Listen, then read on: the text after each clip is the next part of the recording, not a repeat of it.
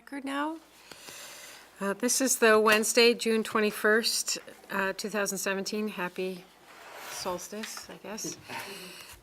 Meeting of the Development Review Board. I'm calling the meeting to order. And as it is just about 7:05, I would ask if there's anyone in the audience who wishes to make public comment. Doesn't look like that's the case, seeing as how our audience consists of two. If you haven't signed in, please sign in before giving any testimony this evening. First matter on our agenda is approval of the minutes. Does anyone have any comment or edits to make of the minutes of our June 7th meeting? Hearing none, I'll take a motion to approve the minutes as composed. So moved. Second? Second. Okay, we have 2 seconds. All in favor, say aye, please. Aye. Any opposed? None, motion carries. The next matter on our agenda is a request for an extension. It's application SUB 96-03R1. It's a request made by Snyder Custom Homes for a 6-month filing extension for the preliminary plan submission. The property is on Spear Street, part of the Quiniasca Golf Course, and it's also part of the Residential District, Stormwater Overlay District, and the Floodplain and Water Course Overlay Districts. Is there anyone in the audience this evening who wishes to give any testimony on this request? Mr. Snyder? So you're conducting, I'm sorry, you're conducting this as a hearing? Well, I have a couple questions. It sounded like you were treating it as a hearing. It's administrative. Well, it seems to me like it's a request, which would be like a motion. If it's being reviewed by the board, it would have to be. Right, it just hasn't been warned as a hearing, I just wanted to. Right, it hasn't been clarify warned as that a public ambiguity hearing. was- So, I didn't realize it wasn't warned as a public hearing, but that being the case, I think unless we're going to rubber stamp this, I'd like to hear a little bit about the application. No qualms, I just wanted to understand.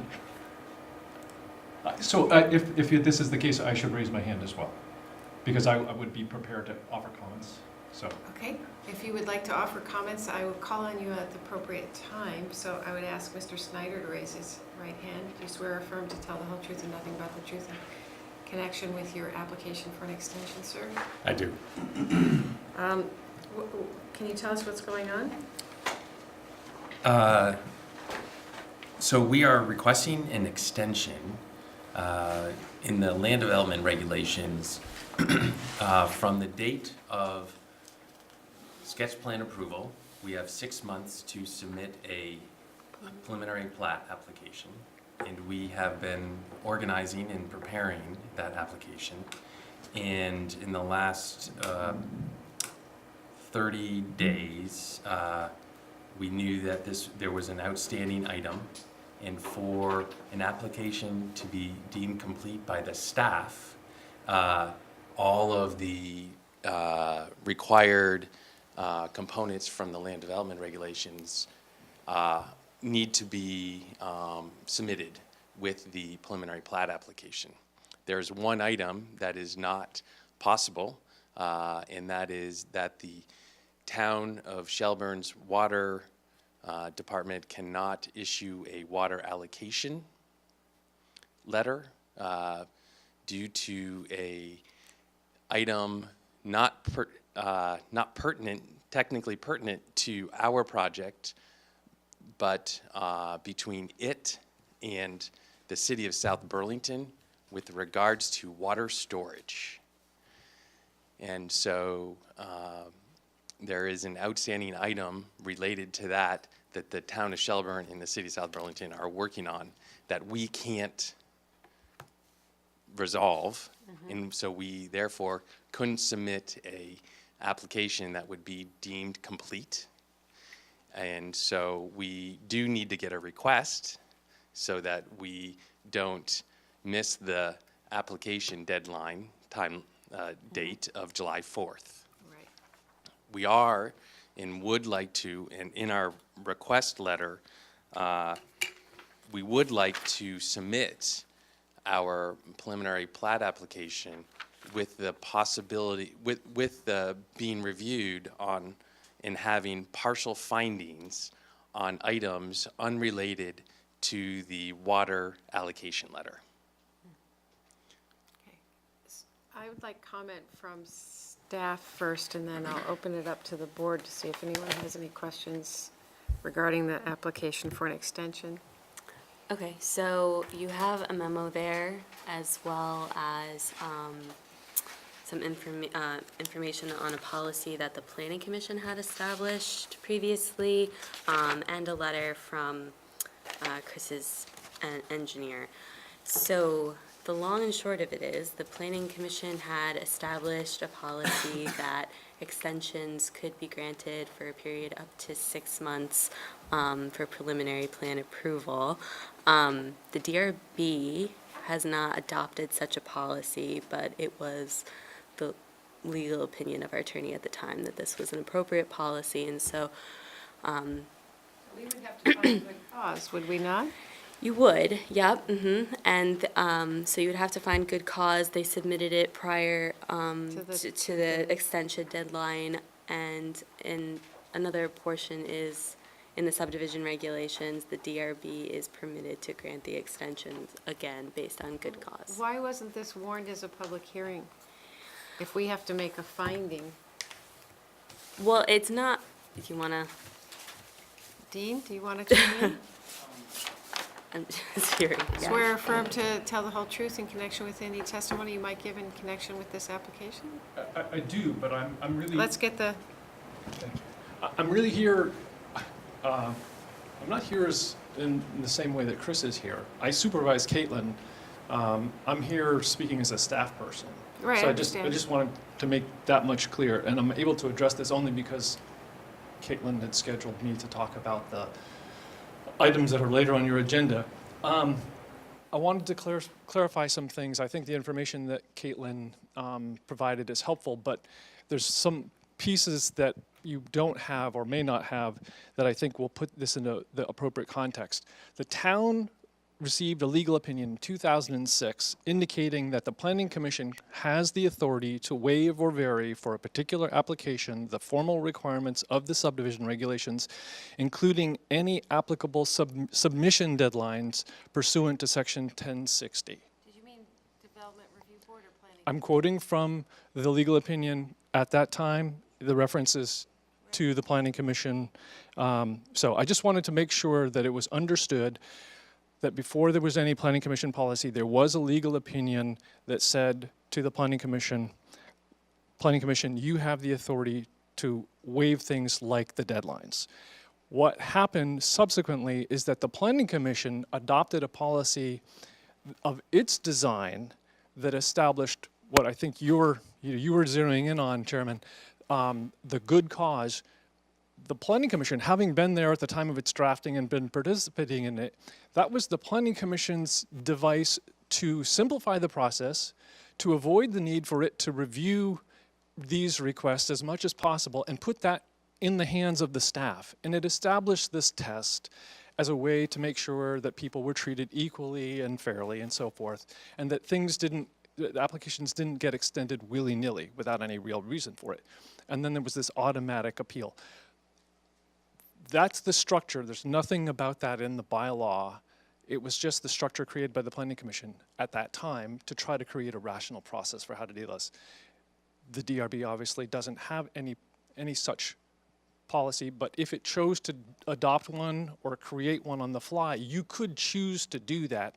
You could choose to apply that test, but that wasn't a requirement imposed upon the Planning Commission as part of the legal opinion given to it by the town attorney. Just wanted to make that clear. So based on that opinion and its own reading in the bylaws, the Planning Commission established this policy where the staff could do these with the automatic appeal rights. Generally speaking, all of the development review authorities and responsibilities that had been with the Planning Commission, that were once their purview, have flowed to the DRB. And so for that reason, the expectation on the part of staff is that you too have the discretion, but because the DRB doesn't have that policy, we saw no alternative to doing what we're doing now, which is essentially bringing an administrative type decision to you in this way. So hopefully that gives you a little bit more context. I can try to answer any questions. That in section 500 of the subdivision regulations says, you know, along with the 6 months that you have to submit a preliminary plan application, that the DRB may extend the deadline for that at a regularly scheduled meeting upon finding good cause for such an extension exists. Right. So the language that was in the Planning Commission policy, Are we live on video? My wife says not. I'm watching it on the screen. Sorry. I just wanted to make it clear that that was brought into the subdivision regulations, but it wasn't, it is in the subdivision regulations, yes. The Planning Commission's policy was drafted by the Planning Commission. All right, so I'm confused and a little bit at a loss, don't worry. I'm confused because if something is on our agenda, I'm going to assume that it's a publicly warned matter that we're to take up according to the Administrative Procedures Act, the Municipal Administrative Procedures Act. So if this wasn't properly warned, I'm concerned if we're being asked to take some action.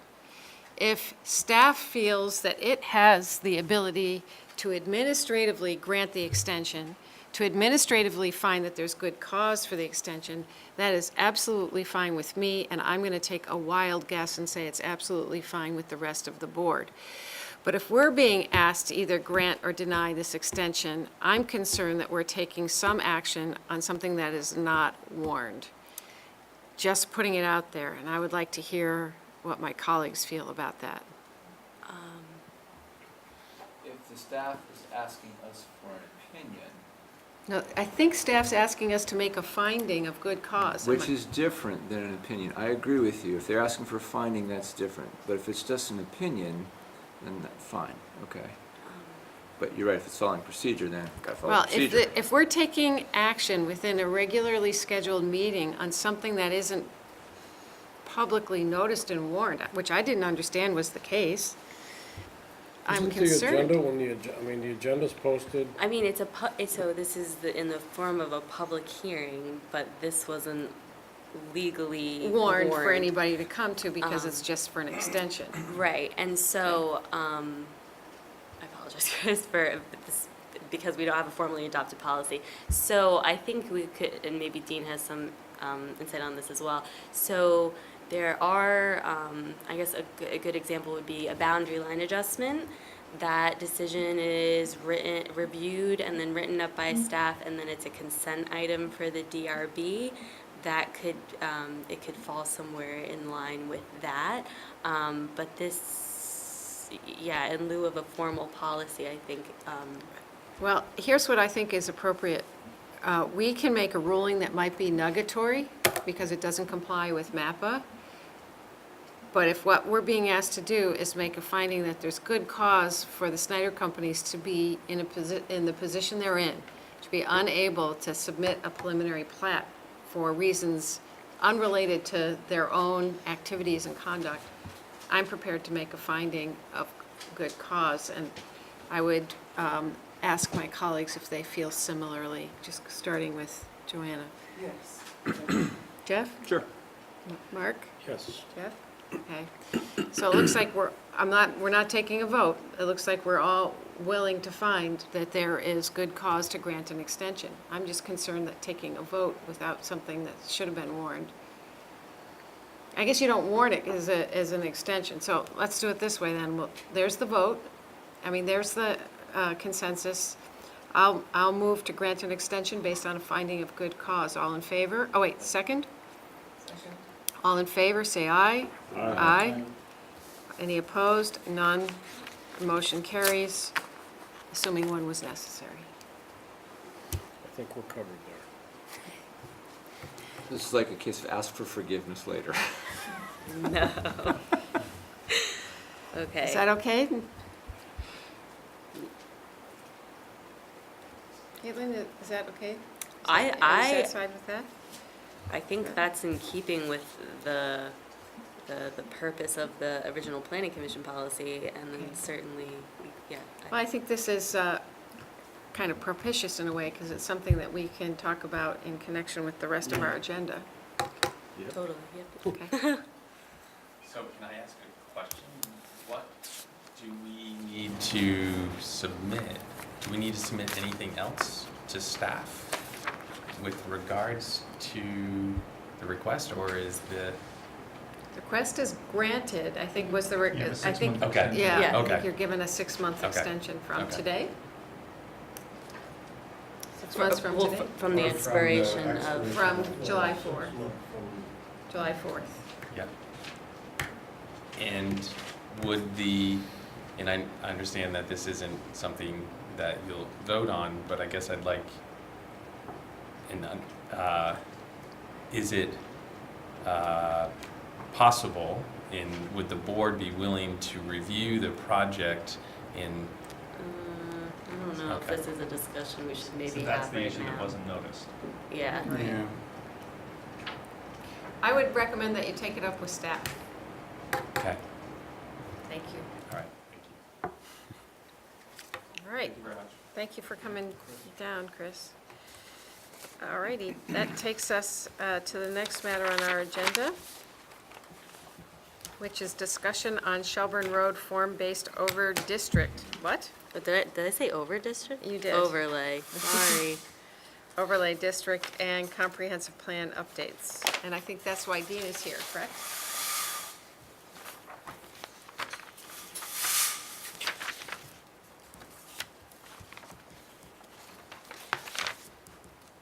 So are we still getting messages that the video's not? It's running now.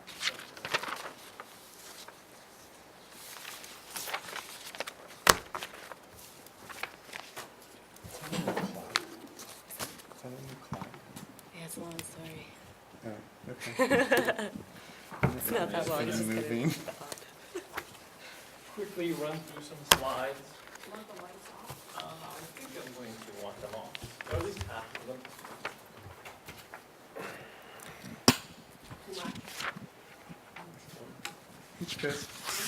Unless you like. I'm gonna actually scoot to a different position. Okay, Caitlin, so things might slow. Okay. So I'm actually going to be talking about a few different things. If I can there, wow, I'm still holding that. So, very concise overview. I'm going to be talking about form-based zoning, the comprehensive plan, the DRB bylaw changes list. This is kind of taking in one of the other items that was later, whatever discussion and conclusions that you want to have. As far as the form-based zoning update, I was going to talk briefly about the roots of the project, the scope of work that's being actively pursued right now, the schedule, the contents of what we're calling the complete draft, and then how the project is going to get concluded. So, didn't we just finish form-based zoning? May of last year, the select board adopted, or at least that was the effective date of the form-based zoning project. I won't go back to the really, really early days of form-based zoning and how there was a retreat with the planning commission and the select board, and they were concerned about Route 7. As a result of that early community discussion, the town went after a grant. We got $50,000 of support. We went through a search process, interviewed firms from all over, selected a team, and they developed the first version of the form-based zoning regulations, what we call Phase 1. That's the ones that is on the books right now. The development of that regulation was kind of like designing a plane and building it and trying to fly it all at the same time. It had some issues, and as the Planning Commission was developing it, I think they recognized that those that there were going to be issues. They were intent on moving forward with something. They felt like it wasn't going to be perfect. If they tried to make it perfect, it would take them forever. So even before phase 1 was done, they knew there was going to be a phase 2. We closed the book, so to speak, when the select board adopted that, and we started looking for additional funding to do a second phase. Lightning struck twice. We actually got follow-up funding to do phase 2, and we went through a decision-making process. We didn't do a major search like the first time, but we had made the conscious decision to not automatically use the first consulting team, and we ended up hiring a consultant who works a lot in state, who's somewhat developed a specialty as a kind of a fixer. She often will come into communities that have had form-based zoning proposals written for them, usually by out-of-state consultants, and she does a really good job, I call it localizing the documents, because she just has a much better grip on the local perspective. So we've been working with Brandy Saxton, who's done work in Shelburne before. She did the design guideline update, has been around for quite some time. So we've been working with her, and where we are is working on the scope of work that was developed by the Planning Commission following the phase 1. And we were looking at things like improving walking and biking in transit. We wanted more about stormwater. The Planning Commission wanted to have a clearer description of what happens when a property owner has a site that's already developed and they want to develop more. How do we calculate the development potential? But there were some things about the first draft or the phase 1, it didn't answer those questions as clearly as some people would like. There was also a desire to add to the form-based zoning building material requirements. Form-based zoning in different versions oftentimes, or at least sometimes, will have restrictions on the type of building materials. So not just the form, the mass, the location in the lot, but even building materials. And there was interest in doing that. Gesundheit. There was interest in Gesundheit. There was interested in doing more work on signs. And then something of a little bit of a twist. There was interest in somehow incorporating public art. So this was the scope that Brandy had been given and was hired to do. She came on board late 2016. There was a kickoff meeting in February. She's had another meeting, or actually one of her team members came in April. There was a community workshop held here, not terribly well attended, but the purpose of that workshop was to try to get a sense of where the center of interest was for some of these issues like stormwater and building height. And there's a part of the form-based zoning that you may remember talking about having to do with future streets. Low attendance, and really a lack of consensus on some of these things.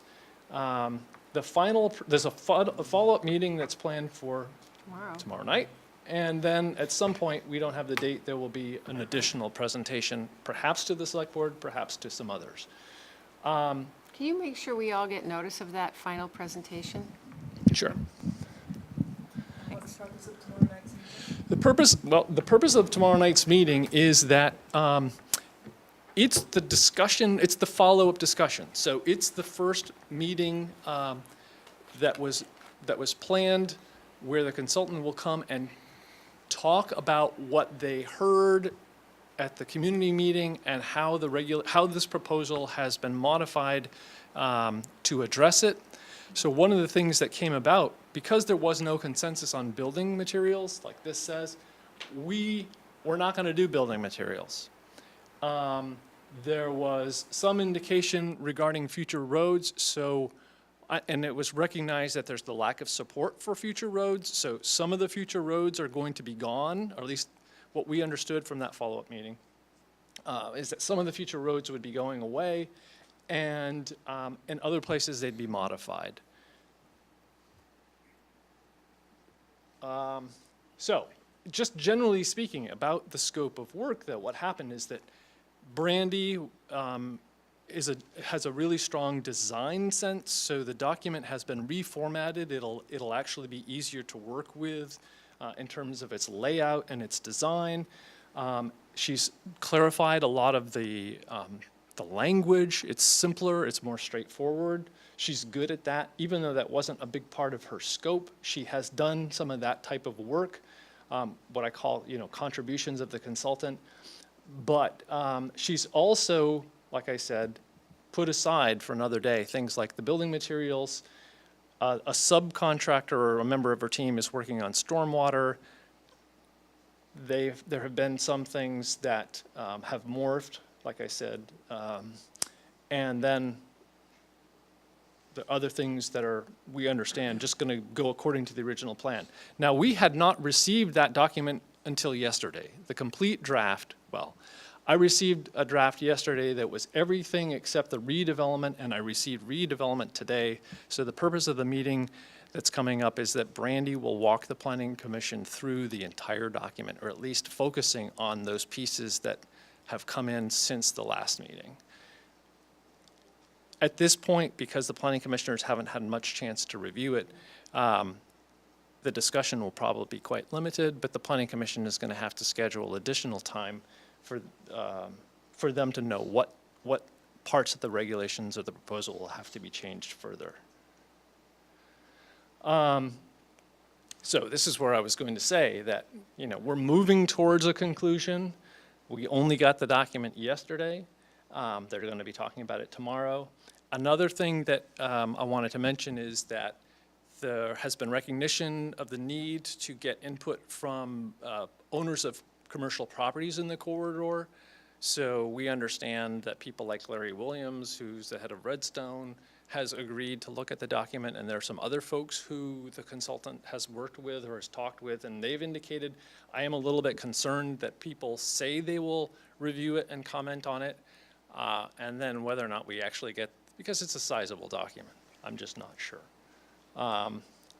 It is posted online, as of this afternoon, it's posted online. The link that the Planning Commission uses every week, every meeting, that never changes, it takes people to a couple of folders, the past meetings and the future meetings, it's on, or rather current meetings, so it's on the web right now with the label, the complete draft, and there's also the other one. But hopefully that gives you some sense of where form-based zoning is, what the interests of the planning commissioners were to try to fix things up. Will there be a phase 3? Probably someday, but I don't know if it'll be anytime soon because they have other fish to fry. With this new version, the goal is it will be put in. Well, this effort is being made with the idea that the Planning Commission will support it. They'll agree that it should move forward towards adoption. They'll warn the public hearings. They'll have those. They'll have the public have its formal chance. If the public doesn't agree with it, they'll have to change it. If the public doesn't care, or if they agree with it, well, then it'll probably move on to the select board. One of the things about the form-based zoning that I think somewhat defines its current state is that a document that is bigger than any amendment that the town has ever seen before was adopted by the select board at one hearing. So I'm suspecting that they'll take a little bit more time this go round. But the select board at the time of phase 1 was coming through was intent on getting something adopted.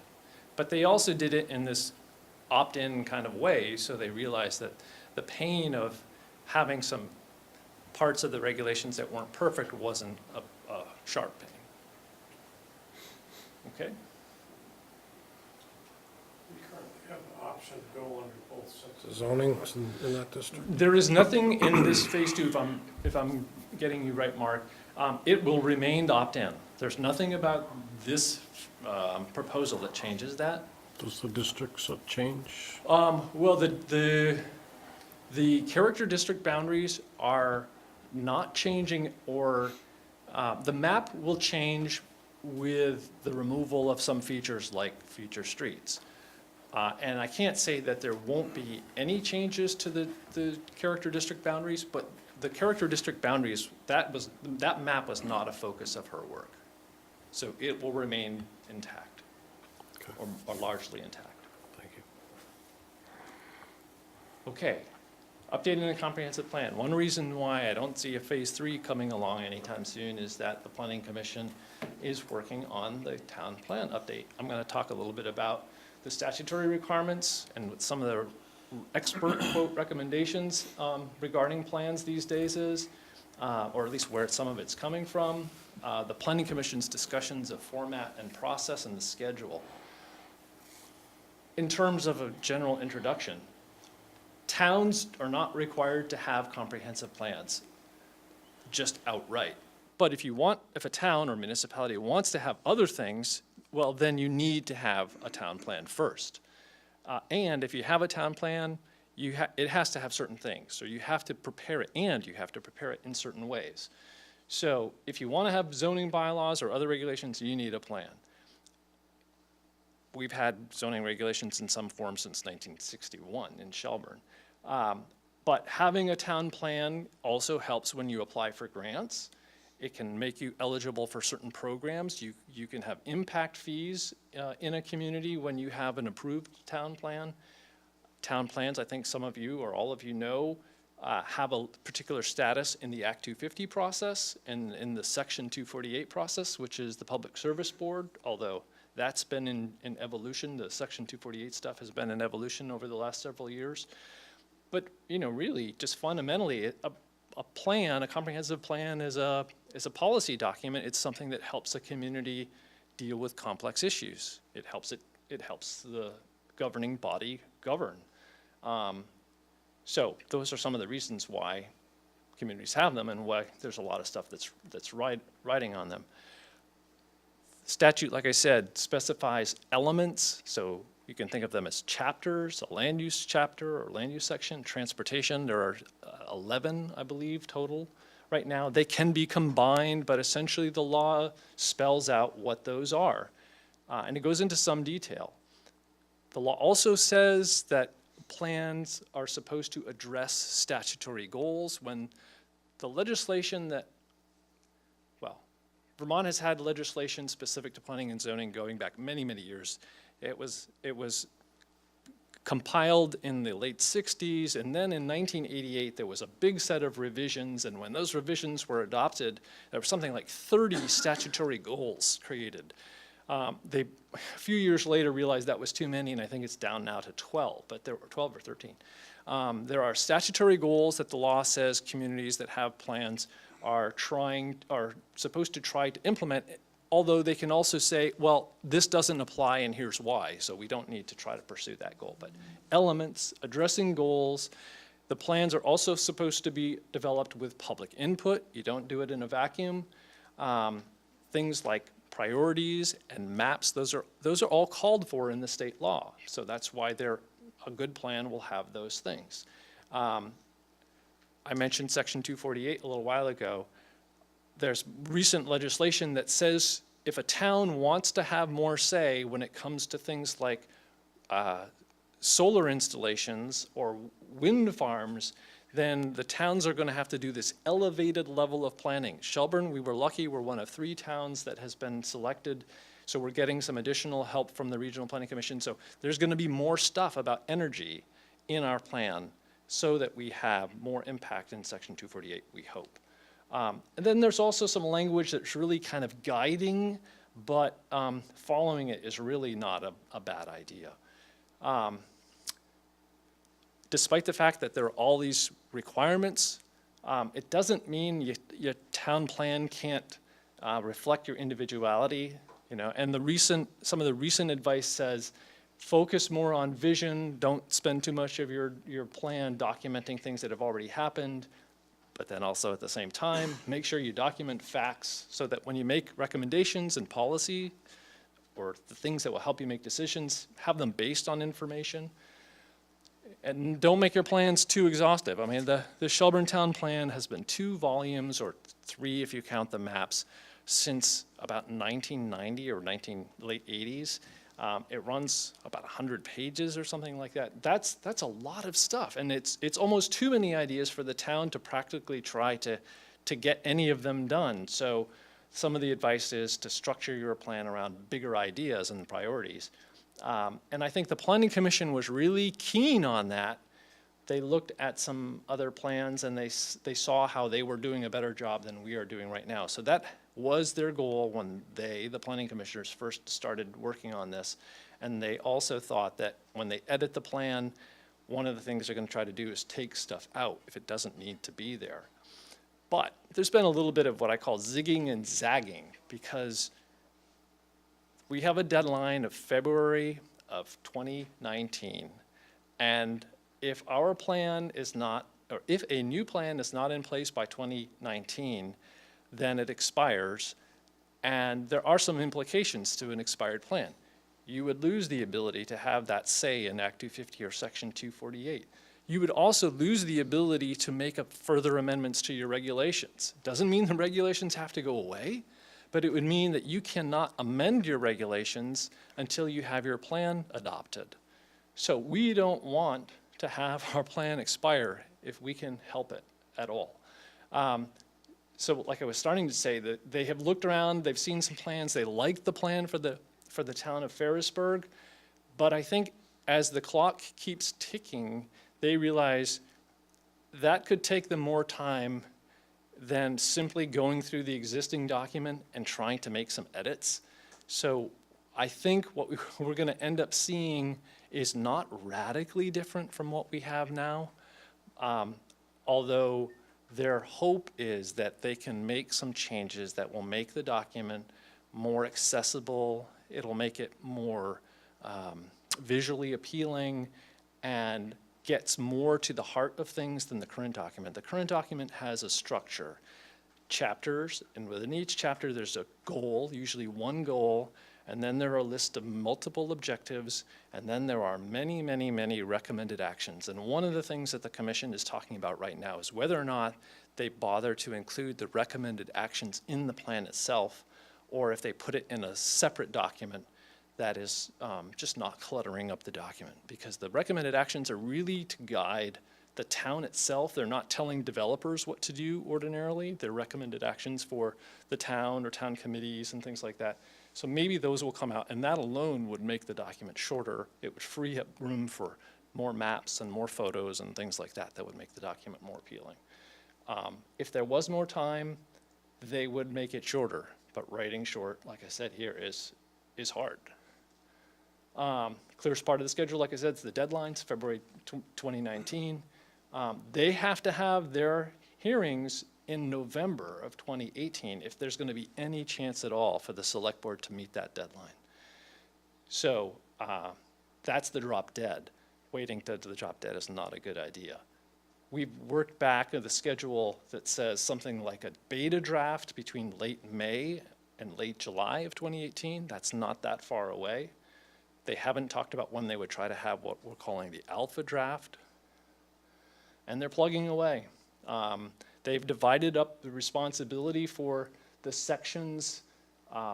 They've got basically all of them assigned, and they are they're currently in land use, having discussions of land use. It's probably going to go, it's been under discussion at least 2 meetings, and it's probably going to go Thursday and at least one more.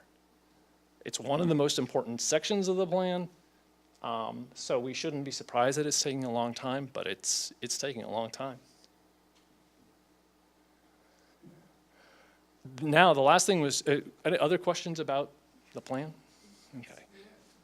So how old is the plan and why does it have State law.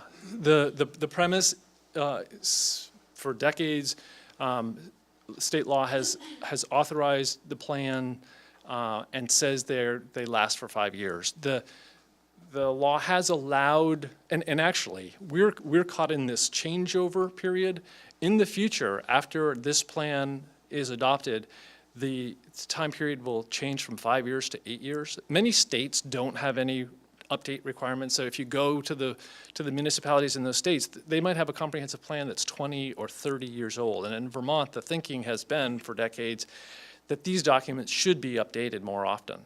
But people have also recognized that every 5 years, it seems like you get it done and you're turning around and you're starting it all over again. So that's part of the explanation for why it's gone from 5 to 8. But there are some people that oppose that. The bylaw change list is something that was going to talk about. I have another question on the town plan.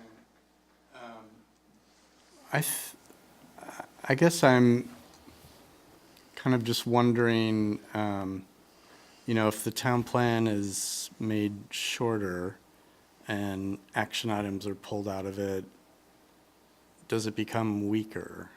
And does it become more general and more vague? It all depends, Because it already is a document that's just a guide, right? I mean, I don't know. I've always struggled with, We've always treated it as a guide. yeah. Well, Yeah, and I think it's it's at a least for question. me, sometimes it's confusing how much weight Yeah. we're supposed to give the town plan. It's a question of venue, Okay.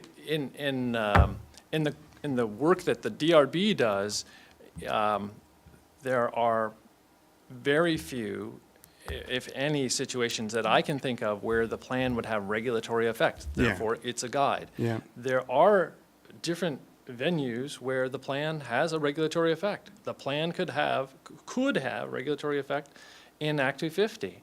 And that's Okay. been the case in, look around Vermont. There have been Yeah. some major decisions that have hinged on local or regional plans. okay. But it's ultimately, this is why I say, it's a document that helps the community govern. You put a lot of work into it, and geez, if people think through problems and they come up with recommendations, when the time comes to decide, it's helpful to rely on that thinking. So it should Yeah. be a guide, but maybe you should make regular use of it. And so the select board, it's kind of in between perhaps. Yeah, But I hear you. The thing about plans, my personal opinion is that they need to say what they need to say. So if we want Yeah. the plan to have this impact in Section 248, and the law says it has to have these 20 things in it in order to do that, we have to have those things in there. So it's not going to be short when it comes to energy. But there are communities where there is this concern about what a plan represents and what it can affect, and so they want it to be deliberately vague. I don't sense the Planning Commission wants their plan to be vague. I think they want it to be pithy and just focus on the most important stuff, because if there are all these things that are important, then they get lost. okay. So, like you say, 5 years seems like not very much time for it to be in place, and then I guess why is there so much of a need for this complete revision is what I'm interested in. Apparently one of the complete things revision. that I should make clear is that, in a way, A this is median. not a complete revision. This is, we will go through a process, I'm guessing, that will be warned as we propose a new town plan. It will look a lot like the old town plan, but it will have gone through all of the steps that are required for creating a new town plan. We are not, to my knowledge, we don't have the funding to conduct a townwide survey. There have been 2 townwide surveys done in 2 of the last 3 updates, or plan updates. We're not planning to do that. We're not planning to do what I would think of as a major rewrite. We're not, at this point, we don't have the funds to hire a consultant. We don't have an immense public process planned. The commission on its own did some visioning, but if we were really doing a major update, that would have been an outside-assisted, very public process. So they're going through this group editing exercise, which is not uncommon for communities that are in this kind of position where they don't see the need to radically alter the land use scheme or the thing, and like I said, so much is prescribed. They're not going to decide that they will take out the transportation section because they have to have a transportation section. And I think a lot can change in 5 years. I mean, just the proliferation of solar arrays and, it seems. So the list of bylaw changes, the history that requests to change the regulations they come from all over. They come from this board, they come from residents, they come from business owners, they come from people that wanted things, and they come from all over. I would say that until relatively recently, the amount of channeling of bylaw edits from the zoning board or the development review board, it was fairly limited until about 5 years ago. It was, the communication often happened when there were people that were on both boards. The amount of material or ideas for changes that came from the DRB to the Planning Commission, that increased, as I see it, when there was a particular Planning Commission chair who saw that amending the bylaws in response to requests from residents and requests from the DRB, he saw it as a central part of the Planning Commission's work. So he made a deliberate attempt to solicit a list from the DRB and to get residents to come forward with their ideas for changes, because that was his philosophy. That approach continued with subsequent chairs, although I think it wasn't quite the center core of the philosophy of subsequent chairs as it was to this one chair who made a point of reaching out to this group for its list. So the Planning Commission has had a meeting here, and I think there at least one year we saw planning commissioners come to a DRB meeting. There was another year where the DRB representatives came to the Planning Commission, and the outcome of those conversations has been a list of changes. So the Planning Commission has made progress on the list, and they want you to know about it. And this is a list that has various dates on it, but it's kind of a 2015, 2016 list. And it's got things on it like, changing the PUD buffers and redevelopment PUDs and being able to waive setbacks. That was one of the things that was on that list. There was an item having to do with vehicles used as storage trailers and vehicles no longer registered to be on the road. That was on the list. Having the ability to waive design review for minor modifications, such as sheds, that was on the list. Having some additional language regarding the expansion of non-conforming structures, that was on the list. Modifying sidewalk requirements, that was on the list. Private rights of way and where the setback applies, on your list. Being able to review design review applications as consent items is on the list. Expansion of structures within the lakeshore setback. Excavation and fill, signage on the, so the Planning Commission had the list, and they went through a process basically where individual commissioners became kind of the spokesperson for the topic, or they took a lead on a topic, and they just progressed through time, and they created proposals, and they came up with a pile of changes, and when they got so many changes, they felt like, okay, now it's time to move forward with a proposal to amend the regulations. That's what they did. So the outcome of their work that they want you to be aware of is that the vehicles used as storage trailers, that has resulted in an amendment to the regulations. And I can send you a link. I weighed whether or not I would just try to flash these on the screen in the limited time that we had, and I thought I wouldn't. But they have discussed and dealt with the issue of vehicles used as storage trailers and storage trailers generally. They have done work on sidewalk requirements as part of a much larger set of amendments dealing with sidewalks and paths and trails and easements and things like that. So they've done, your interest overlaid some of the interest of a particular planning commissioner and others. Private rights of way and the setback, they have dealt with that.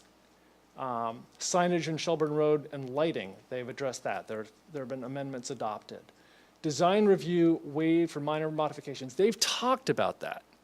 They had a member who was who was very interested in trying to see something like that happen, but this is a matter of great concern to the HBDRC, Historic Preservation and Review Commission, and there haven't been any changes proposed to that. There have been a lot of discussions between the homeowners association representatives of the mobile home park and the HBDRC about things that the HBDRC can change about the way they process application, but there is no bylaw change that deals with the removing or essentially changing the definition of what falls under design review. They haven't specifically addressed non-conforming structures. They talked about the expansion of structures in the lakeshore setback, and there is material that they started to have a consensus on, but they haven't moved forward beyond that. They haven't warned the public hearing on it. They tried to develop material on excavation and fill. When it got to the select board, they got feedback that convinced them that it wasn't, this convinced the select board certainly that it wasn't ready for prime time, and so it will be taken up again at some point by the Planning Commission.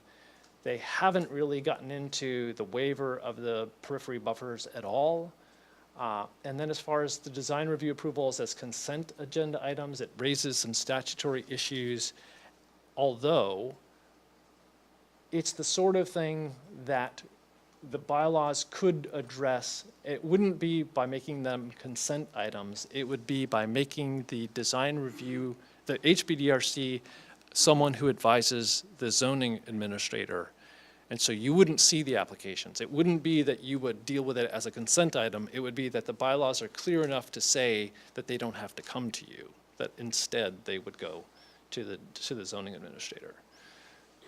So that was a rundown of that list. As far as the future, like I said, there are a couple of things that they have on the side that if things were slow, they could put together with other things and conceivably warn hearings on them, but they're really focused on the plan. And then, like I said, if the plan doesn't meet that deadline, we are in trouble. We couldn't move forward with anything that we've put aside to adopt because we need to have the plan first. And then we have to think also about just the idea of a body that is reviewing development and assessing the development's conformance with regulations becoming too invested in the contents of the regulations themselves. So that's just something else that we will be talking about with you when we have a future presentation on the role of the DRB. And just being careful that we avoid situations where some feature, an important feature of the regulations is seen as being put there because of an interest of a particular DRB member or the DRB as a whole, and it would seem to be that you're invested in the policy instead of in applying the policy. So I think I've gone longer than we had talked about, but. What did you mean by that last statement? What I mean by that statement, Mary, is that the board needs to be focused on administering the regulations and needs to be thinking less about deciding what you think the regulations should say. That's being really, really blunt. Our job is always to interpret the regulations and to apply it. That's And right. if they're And what I'm unclear- pointing out, Jeff, is that the board needs to be thinking carefully about saying what it thinks the regulation should say. It may be a very subtle point, but as long as we're talking about changing the regulations, we have to be careful about the possibility of interpreting what the DRB is saying as wanting to set policy. Your job is to interpret and apply the regulations. That's right. So there are regulations that are intentionally vague to allow the body to act and apply our judgment to, which is fine. Then there are regulations that are just somewhat confusing that we're trying to understand the intent. And I Right. also think the fact that the board that writes the regulations doesn't enforce them, they don't see the frustration and the different situations that we end up in, so. Yeah. Yeah, You I'm know. not saying that there isn't any validity to the point. I'm saying that the board needs to be careful. I would express concern about saying that the regulations are vague. If they are vague deliberately, and they can be interpreted any number of different Yeah. ways, that is not a good situation. If you are written to have. That's why boards are here. If the board, let me finish. If the regulations are written so that the board has discretion, Yeah. that's different. Okay, let's go with that second approach, where the board has discretion because there's some room for us to apply that discretion. Right, so I'm not saying that if there's an issue with a part of the regulations that are simply unclear and you don't understand what they mean, that's exactly the kind of things that the planning commission wants to hear about and to fix. Right, so I think just to go with that general sentiment, so I think the purpose originally, and I think your concerns moving forward is that, okay, like Jeff said, this is written by the planning commission, it's one body, and, you know, it comes to you guys, and if there is anything that is ambiguous to you, you know, if it's just a matter of, you know,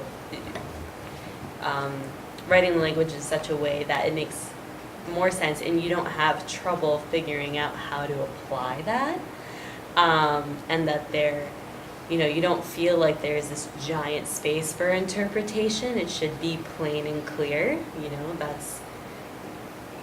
because that's your job. You interpret the language in the bylaws plainly and you apply them literally.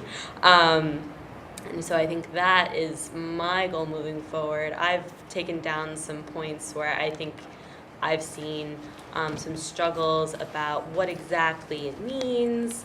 And I think Dean's just providing a good point. You don't want to make like you're trying to write the regulations yourself, but rather just providing guidance to the planning commission on what could be made more clear. Does that make sense? Yeah, I think it's a good point. Also, I would say maybe part of our role, though, it's not just if things are vague, it's if we're applying things as you say, and we're seeing that they're coming up with results that don't seem appropriate, isn't it? What does, Like, when you No, say maybe not appropriate, but yeah. that don't seem to be achieving the, yes, that don't seem to follow logically or But achieving or- what, though? the goal of the, yes. Regulation or going Yeah. back to the town plan. But this body should not be deciding whether or not something meets the goal of the town plan, unless that is the specific question that's raised by the bylaw. The bylaw language is what you are assessing. Well, we have to interpret the bylaw. Yes, And sometimes that's really hard to do. right. So I know that Mark and I have gone in front of the planning commission a couple of times to explain concerns we have about the vagueness of particular regulations and our inability to really understand what they're getting at. And unlike what I deal with in my world, which is reporter's notes and case law that construes regulations, we don't always have that at our disposal. So I just know that sometimes when we're hearing cases, we're sort of like, well, what does this mean? Because that doesn't seem consistent with the town plan or. There's no definition. Right, right. So I think that's only been our concern. I don't think anyone's got an agenda that they're No. trying to suggest to the planning commission is appropriate or not. It's just trying to Go back and understand. look at the list and see if there's any things on there that are agenda-driven. Should decide whether or not we should strike them. Yeah, I Good mean, are idea. there specific things on our Well, list that, So, when Caitlin and I were talking about the agenda, I mean, we could certainly keep going, but my intention had been to give you a report on where the planning commission's progress was on the list that you had given to them, 18 months ago or whatever. If you, Gave us a warning, and so I think we want to see what's on that list that we Okay. should be warned about. Take it off. There's no sense in leaving it on there. Brought it up. If they don't think it's worthy of, or our purview or worthy of consideration, then let's take it off. Is there any way to make that larger? Whoops.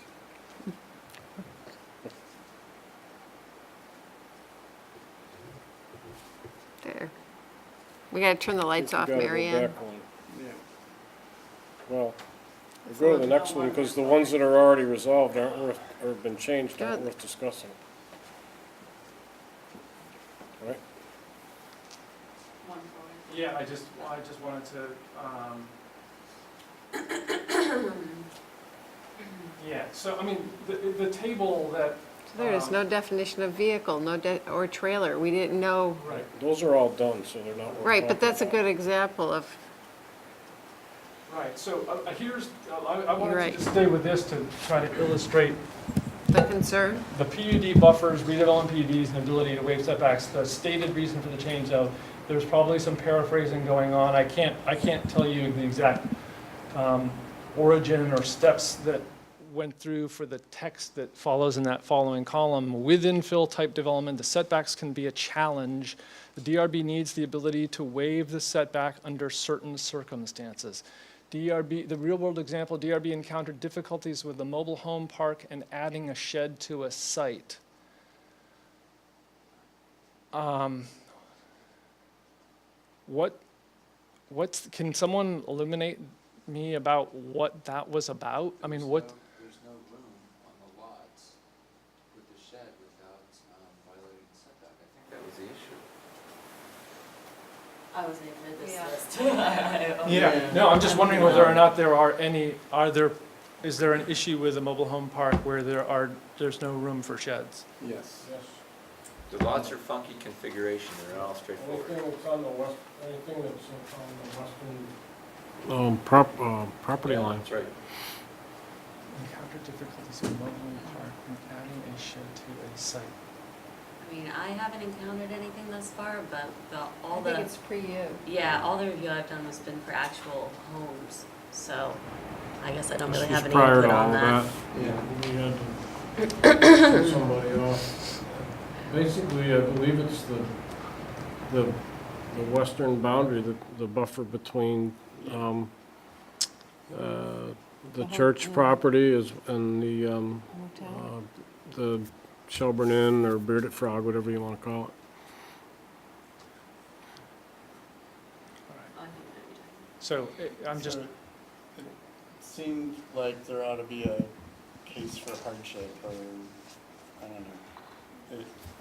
Because all of those homes were there, have been there for a long time. Well, and they're tiny and they need room to put bikes and stuff and, yeah.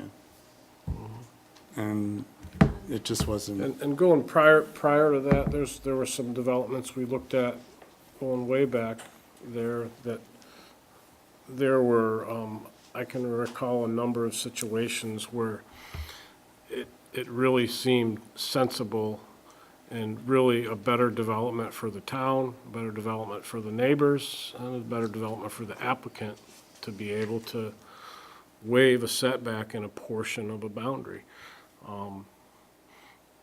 Wasn't, it just, it made sense.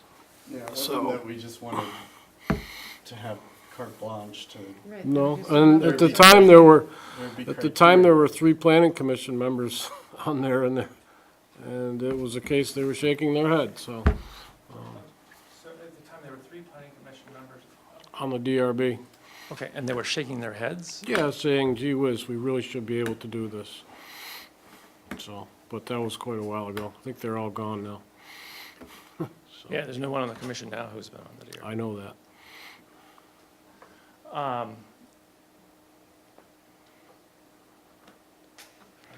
So, I mean, Did you guys just want to know whether or not one of these was just like completely out of bounds, or did you want to go individually for each one and find the basis, or? Look, what we do is pretty complicated stuff for a lay board that doesn't get paid. And so when we get a warning that says, be careful about what you're doing, I think it scares us all. At least it scares me, and I'm a lawyer. So I want to make sure I'm doing my job right, for which we have, and I appreciate this evening tremendously, not much guidance or training, you know, and I know we get the invites to go to municipal events and that kind of thing, but, you know, we're all working. So it's not easy. So it's not that we're thin-skinned. I think it's that we're really concerned about carrying out our duties, as complex as they are, having been made all the more complex by ORR. Yeah. So Like, maybe the chair should be required to be an attorney, that's what people are starting to feel. you know? And this attorney can't even do it that well. So, Yeah, the ORR decision is a separate one made by the select board, and yes, that's a whole additional it's a discussion. different kettle of Yeah. fish, correct. But, I mean, you, look at, all we're doing, and I appreciate the feedback. I think we all understand we can't be advocates and we can't be going to the commission and saying, this is what we'd like to see. But that has never been any of our intention. It's just been, here's problems we're experiencing and here's the feedback. And in fact, my understanding is we were sort of invited by the commission to give feedback, but Right, could that's be why wrong about I that. pointed out that it was really Brian Precor who made it his mission. So this obviously sounds like feedback from a new regime in the planning commission that we need to be careful about. Yeah, I Giving can't read feedback that where stuff we anyway. have an interest in that, in an outcome, so, good, let's If you- change the list, you know? Yeah. They can, let them do their job, fine. I mean, I think that's really part of our job, is drawing to their attention such Yeah, issues that we come across. I hope you're not feeling like this is, like, back off, don't bring Yeah, anything I up. think- It's the way it's coming So the across. way it's coming across, we need to have someone from the planning commission, probably the chair, come talk to us Yeah, that's about unfortunate. how we should work together. So, Yeah, and I'll take the blame, I'll take all of the blame if you're taking this as a shot across the bow, because if there's any aspect of what I'm saying that gives you that impression that I'm to blame. But this board needs to be really, give a lot of thought to caring a lot about the contents of the regulations. I'm not talking about the clarity, but if a board member is saying, I think the regulation should say this because it makes more sense, no offense meant to you, Mark, but it's just a convenient example because it's just fresh in my mind. It starts to make me, as a person who's worked with boards and who joined his first municipal board when he was still in college, a little bit uneasy. Because if you care too much about what the regulations accomplish, it's really not very far from there to wanting a certain outcome. And the rules are there for you to say, is it A or is it B? Or if we have discretion, then you act according to that discretion. But the warning, if there's any warning at all, is to give thought to situations where if what you really want to do is determine more what the regulations require, that's maybe a time, you might want to change your hat. Maybe you want to be a person who's on the planning commission helping to write the rules.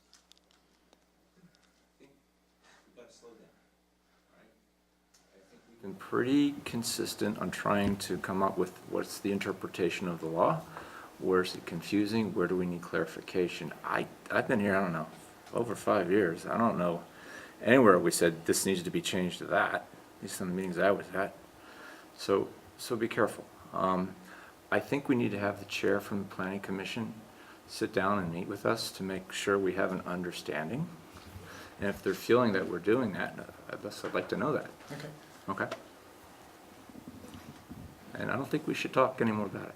Sorry? I think we're done with this topic. We're done. I'm done. I'm done. Okay, that said, right, with that, I suppose we can move on. thank you, Dean. That would take us to item 5 on our agenda. There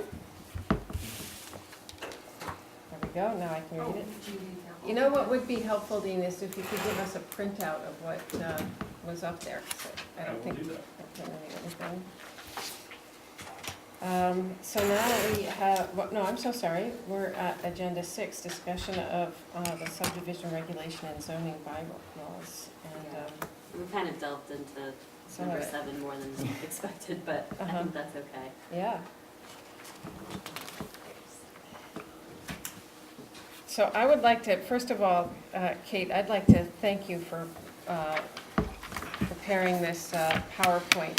I know that last summer, Kate and I had these great ambitions, and I started preparing a little bit of a PowerPoint, and Kate saw what I was doing and said, you better let me do this, which I really Can I get a appreciate. copy of the other one? There's only one, this is the Oh, I original just gave one. you my- Oh, that's Yeah, the yeah, original? I printed it out because Oh. it wasn't in our packet, and I had it. The one that, Oh, okay. I want So to say there's that this was done, this one. that's the one you Okay. should have. Okay. This little one I have, this was from September, is when you emailed the original one to me. So, this, I really appreciate because, as I was saying earlier, as a member who still regards myself as relatively new, although I think I've been on for about 3 years now, I never really got any formal training in this. I was interested in it because I was a new member of the town and very excited to be living in a smaller community and to take on a task that I saw as what I could accomplish, unlike other tasks I've assumed in the community and other communities I've lived in. But then I got here and I realized it's actually a little more complicated than I thought. And so I started questioning Kate about it, and we started talking about boiling it all down. So Kate has done this. Pretty cool. And I really want to thank you for doing You it. can fit on the back of your. It is, It's been there for like 3 years. But we could make them plastic and put it in a little binder. Laminate it, yeah. Yeah. So I just wanted to start with that. So with that said, if you want to walk us through it generally, that would be great. Yeah, I think so. So just to kind of preface this a little bit, like Mary said, I think for everybody joining the board, and if you've been here for a long time, these regulations change, relatively frequently, so it's good to just do an update. So that's the purpose of this, is a general bare bones overview of the big stuff. It's the goal to maybe go through a few more sessions at some point when you guys get the willpower to do that again, and delve more into procedure, and then a little bit more of the substance of all of the regulations. There's a lot in each of these larger topics. So there's a lot of information on here. I don't really expect you to read it, and I'm not really expecting to read it verbatim. But I think it's a good place to start, and if you guys have questions along the way, certainly ask them. And then I think following this, I have some points about the Planning Commission list that maybe want to discuss a little bit after we get a general overview. Good stuff? Yep. All right. So we're going to start with subdivisions. 3 types are in the subdivision regulations. So we have the boundary line adjustments, which, as I kind of accidentally briefly mentioned earlier, they are largely handled administratively. I write the decision, you guys say, yeah, okay, this meets, well, we'll go into the criteria later. And then we have the minor and major subdivisions. So here are all of the definitions, and the major and minor subdivision definitions, that's what we base classification on. So I don't think there was any question as to, how we classify subdivisions. Basically 4 or more. Yeah, and always PUDs always get classified as major subdivisions. Regardless of number of lots? Right, and there's only one section of the bylaws that currently, I believe, requires that a PUD happen with more than 5 lots, and that's the rural district, just as a side note. So, yeah. Can you do me a favor, just in the stupid questions department? I know what PUD is an acronym for, but can you break that down a little bit more? What distinguishes a PUD from a major subdivision? I actually have that later in the slides. Oh, okay. All right, sorry. Go ahead then. Totally okay with it. That's coming. We'll get there. So, general procedures. So I'm just going to preface this again. There is an exception to this general 3-step process, and that is with a rural district PUD when we have that pre-application conference. And that's largely to get comments from natural resources and just kind of get a handle on that prior. Right, that's a good example, is Desatel. But other than that, most subdivisions go to sketch plan first. This is a pretty general overview. Not a lot of information is on the plans, you know, location, number of lots, general features of the lot, things along those lines. And I put the article where you could find the entire list, but a lot of it is just more administrative. Is that where the applicant has the opportunity, or is that where the board has the opportunity to give the applicants just some initial kind of feedback? Yeah, So we did that with Quinny, right? No, Quinny got a little more complicated than that. Yeah, it is. It's this opportunity to say, oh, wow, this just is not going to work at all because, you know, it doesn't comply with any of the bylaws or. But we don't take a vote there, do we? To either accept or reject the sketch plan? That's where. You I'm do. So you give authorization to proceed to, depending on whether it's a minor or a major, to preliminary or final. Okay. So it's more authorization, it's not an approval, right? So it's not saying anything other than, generally speaking, this is okay, we're gonna further evaluate it at preliminary or final, depending. So. Basically telling them that it's not a non-starter, basically. Yeah, kind of. Right, and the idea, as Mark has explained to me, is to keep folks from having to go through all of the cost of expense of getting to preliminary or final if we're gonna deny it anyway. Is that the idea behind it? I think that's definitely a part of it, Yeah. right? It's just, yeah, exactly. You're giving this feedback as to whether or not this needs to take a very different direction, but based on the bylaws. Right, in other words, our feedback has to not be just our No, it's bylaw. arbitrary reaction to it, it's based on the bylaws. And a good example would be what we struggled with in the Quinny case, where we were looking at the number of units being developed or proposed and how they were gonna be cited, and, Right, so this idea of the character right. of the Yeah, that's what neighborhood we was struggled a struggling So- point. Is it more appropriate to kind of like approve to move to the next step, but here's the things that we'd like to see considered, or to reject, and you gotta fix these things before we, or No. that's up to our discretion on how to, I think it's, you know, there is discretion there, but giving feedback as to, you know, these are, you know, you really. Big important. You need to address that. I guess a good example of that recently is, storage facilities, right? So they Yeah. came in a sketch plan, like, okay, there's this glaring issue of stormwater, please make sure you address that to the standard in the bylaws, because we're gonna have questions about that. okay. They should be addressing it anyway, but sometimes, you know, they need that guidance. Okay, so that was like an approval, but here's the things we're gonna be looking for, or we wish to see different. Right, not an approval. That's what I'm wondering. Well, It's approve to not- move to the next step, Yes. Yes. and here's what, okay. So is there ever a situation where we would say, we don't approve you to move to the next step, we don't want to see you again? So you can deny sketch plan if you can't feasibly come up with conditions that would bring it into compliance in your mind. Oh, Got that's a it. good way of looking, okay. And when you deny that, typically you don't have to do findings for sketch plan, but if you didn't, denying an application, you have to provide written. If something blatantly doesn't. Well, meet that's the what we did. bylaws, We did that in Quinny. Right. yes, we did. Yeah. Yeah, It's gonna it's be a great kinda, example for everything. it's basically, yeah, you know, it's time for a do-over. Yeah.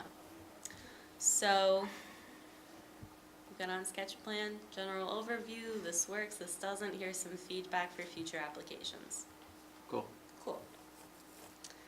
Preliminary plan, not for everybody, only for major subdivisions. This, for major subdivisions, is where all the legwork comes in. So you're getting stormwater details, you're getting all of the comments and conditions from departments, which include water, wastewater, highway, police, recreation, natural resources, and the town manager's office. I don't think I missed anything. We have struggled with that.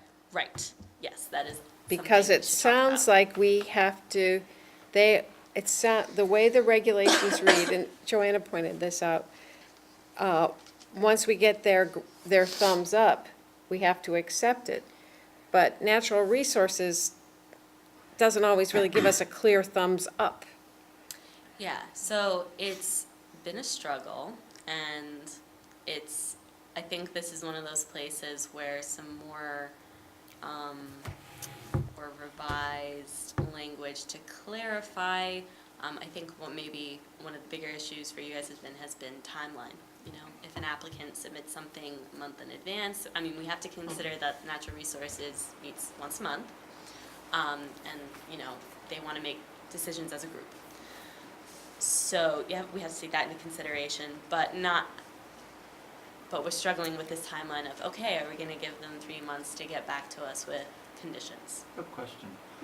What if we disagree with the recommendation given to us by HBRDC or Natural or the Right. Paths Committee? What if we look at it and go, this, no, we don't like it, doesn't make sense. Well, this is where we have to look at, okay, is this an opinion letter? Are they giving expert testimony? But really, if they're presenting something that you've missed in the bylaws, that you hadn't considered, and they pointed out something very specific, you are obligated to integrate that in. If this is a general opinion, I guess, Economically unfeasible, let's go with that. well, economic feasibility, if it's in contradiction to the bylaws, right? So we're not thinking economic feasibility. Okay, so like, let me give you an example, a hypothetical example that it's cropped up before. A path to go into a lot, but looking at the grade of the path, it'll be a major expense to put the path in. There's gonna have to be a bridge that's gonna have to be built, excavation and all that stuff. So the path committee comes and says, We this, want a path. this, we want a path through this lot. And that applicant says that's gonna cost me $30,000. Yeah, how do Paths we? committee are not required, I guess for that particular example, to get comments from and conditions. I'm sorry? And I'm feeling like anybody Natural wants to resources, interject. though, sometimes Natural they'll resources. say, like, we'll get from natural resources the letter, if the letter's not clear, somebody will come, usually Gal, and say, we'd like to see the homes not clustered. We'd like to see the homes Clustered, clustered, yeah. and we don't want any trees down. Meanwhile, we've got an application in front of us where there's no clustering of homes, and there's huge lots, and are we supposed to then say to the applicant, we've got the letter from Natural Resources that's recommending clusters? Because the way the statute reads, we're supposed to not approve until we get those green light letters from the various committees. Can I just say one thing? I thought about this a fair amount. I think there's really a couple different categories, and I think lumping natural resources in with the water department, the fire department, the sewer department, and the schools, et cetera. Natural resources is an advisory board. Right. And, you know, the water department's gonna say yes or no, the fire department's gonna say yes or no, or we think you need to add this or make this change. Like a fire truck? Yeah, or, you know, yes, we can, or an ability to serve letter, we can or can't Yeah. provide water and sewer. That's a little different than Clusters. advisory. You know, they're giving us an opinion on, you know, their thoughts on a development or an aspect of a development. It's not a yes or a no, like it is with the water department or the sewer department or the schools. Those are pretty much yes/no letters. I think where you're going, but if you want to. Go for it, Dean. If I can.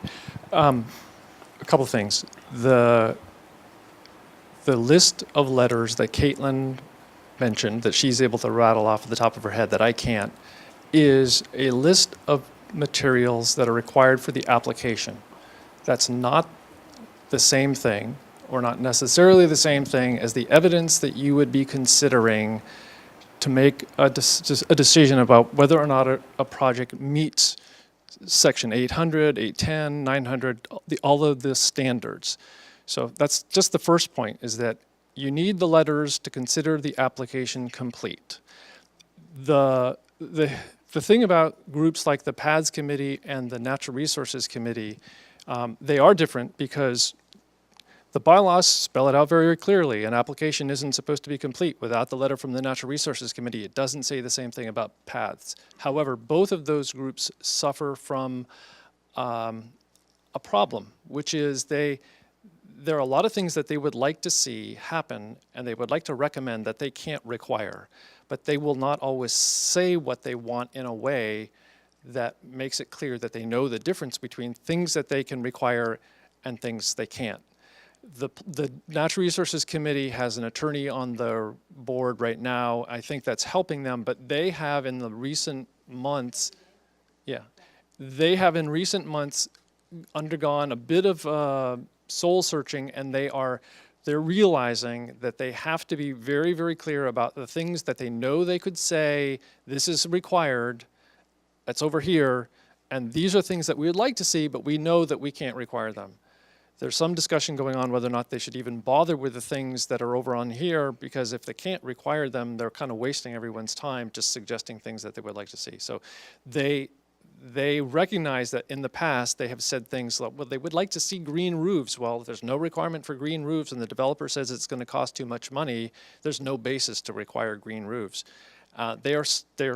They're relearning that important message. The PADS committee has been, I think, a lot less involved in your development reviews lately, but I understand the problem where in the past they felt like, hey, let's require them to give a path when it may not be supportable. Saying that as long, we don't have to adopt everything the NRC wants, but we can't consider an application until that letter's from the NRC and the other departments, just because it would be otherwise an incomplete application. Yeah. Distinguishing the wants from The existence of the letter. No. right. The list of letters is a list spelling out what should be in the application when To be complete. it is warned for public hearing. And if the letter just basically says, we've seen the plans and we're okay with it, that's hardly testimony. So there's nothing that you don't already know other than they're not going to be speaking against it. So if that's enough, if that's enough.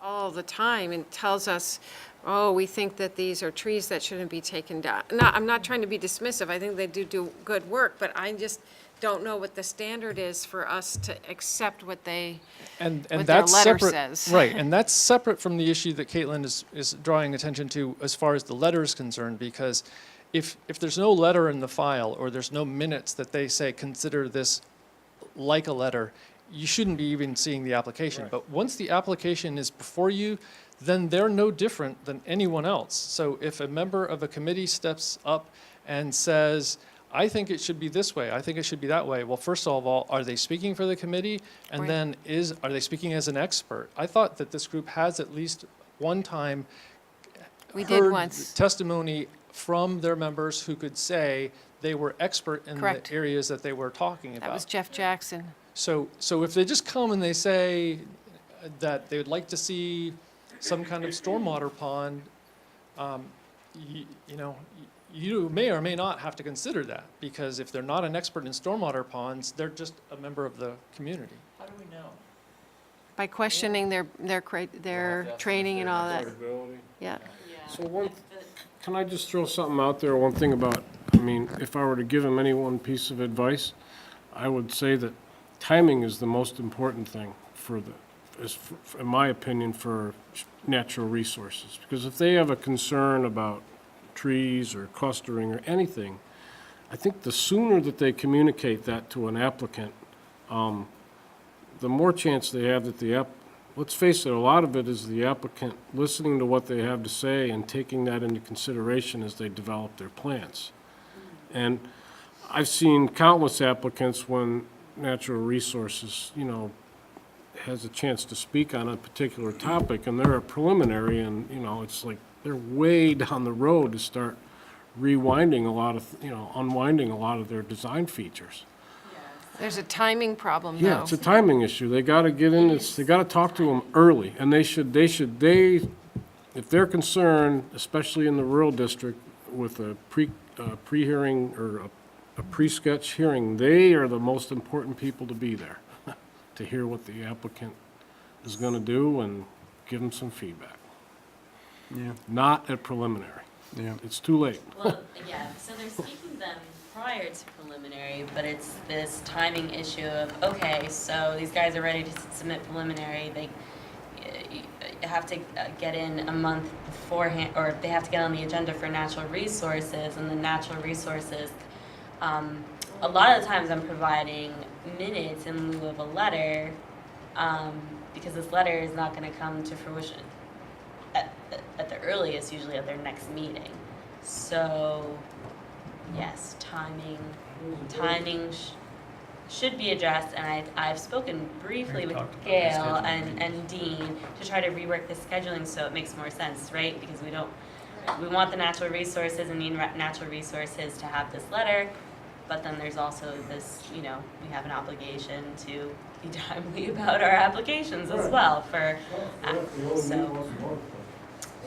Just, I think, early on, they need to get involved. This is my So opinion. what if an applicant in one of these subcommittees just completely disagree? The committee says you need to do this, and the applicant says, no, I can't, or I don't agree with you because, let's go with economic feasibility again.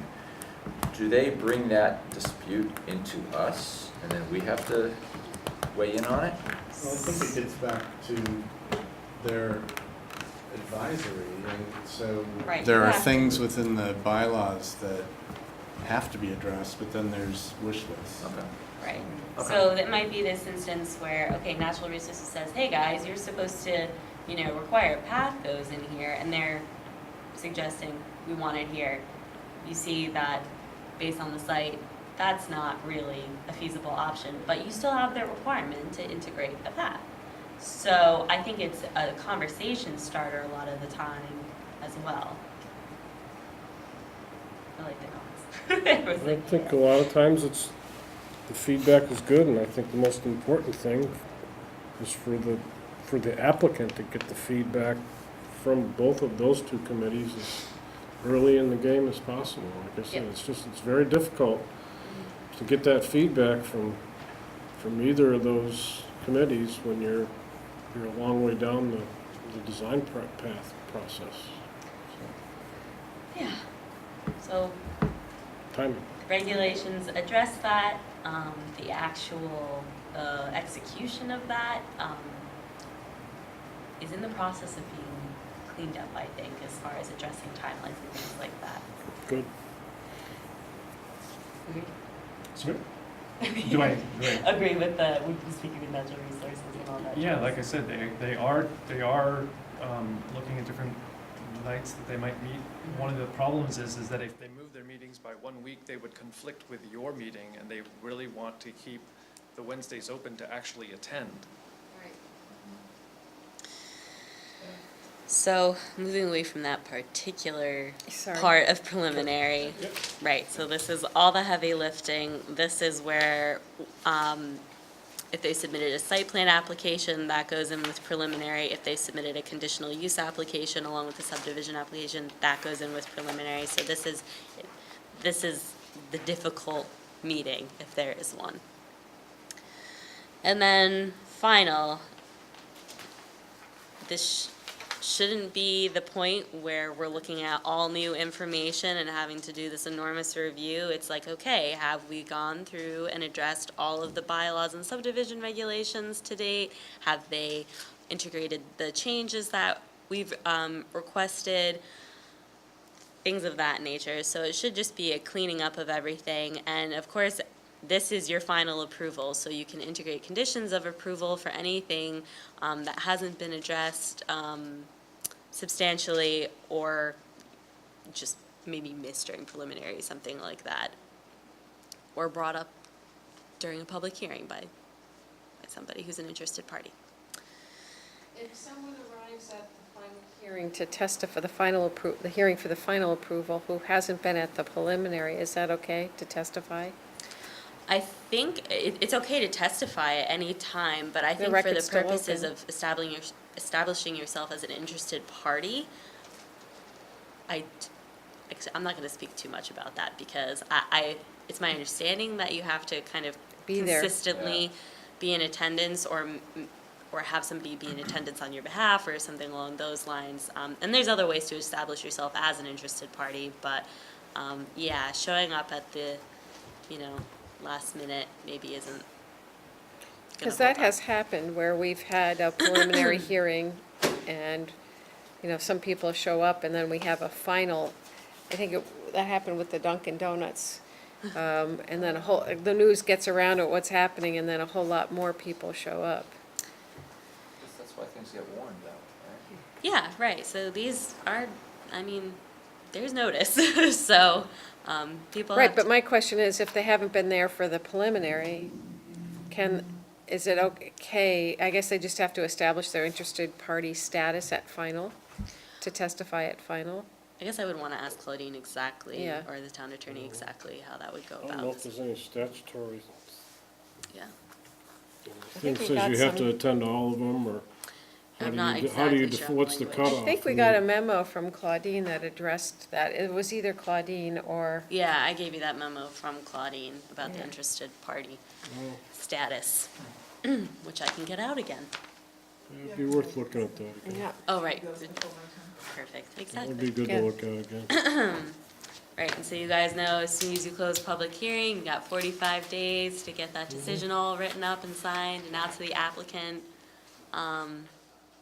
And we'll discuss that procedure, including that, probably at a different meeting, because that's, Close one not too long ago, didn't we? yeah.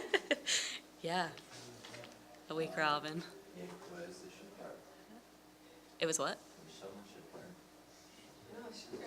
There was one with. Oh, yeah. Alex Von Stange hadn't signed or something like that. The shipyard too is within a couple days. Yes, that might have been right. Lake Robin, Yeah. Thus far, you guys have met the deadlines. And so, just to briefly touch on it, you missed the deadline.